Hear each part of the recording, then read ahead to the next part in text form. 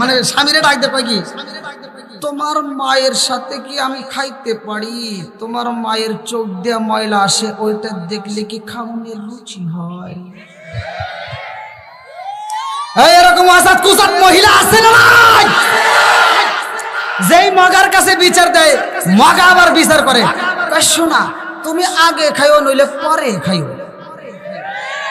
এরকম মগা আছে না নাই? জোরে কোন? ওই দলিল আল্লাহ বলছে অবশ্যই ইনসানা বিওয়ালিদাইহি ইহসানা হামালাতুহু উম্মুহু কুরহা ওয়া দাতুহু কুরহা ওয়া হামলুহু ওয়া ফিসালুহু 30 শাহরা হাত্তা ইযা বালাগা আশুদ্দাহু ওয়া বালাগা 40 সানা। আল্লাহু আকবার কোন? আল্লাহ বলে তোমার মা বাবাকে ইহসান করো, তাদেরকে দয়া করো, ভালোবাসো।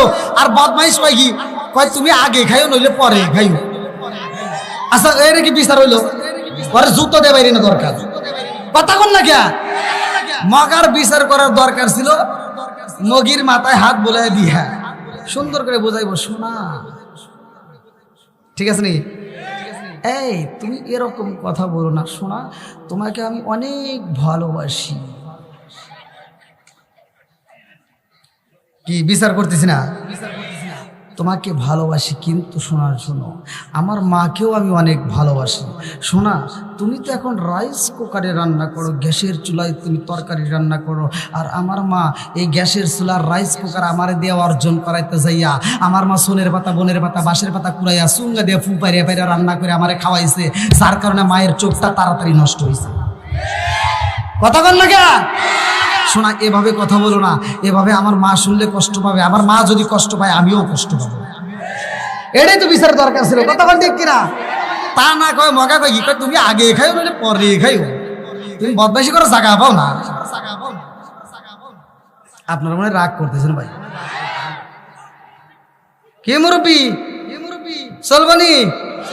যুবক ভাইরা চলবনি? আল্লাহ আকবার কোন? বন্ধুরা রে আমার ভালো করে শুইনা নাও, ভালো করে শুইনা নাও। এইবার যখন জিবরাইল আইসা হাজির হয়ে গেছে গো, আল্লাহ ডাক দিয়া কই জিবরাইল মাটি কই? জিবরাইল কান্দে আর কয় আল্লাহ গো, আমি যখন মাটি আনতে যাই গো মালিক, এই মাটি এত কান্দা কান্দে, ওর কান্না দেখে আমার মায়া লাইগে গেছে।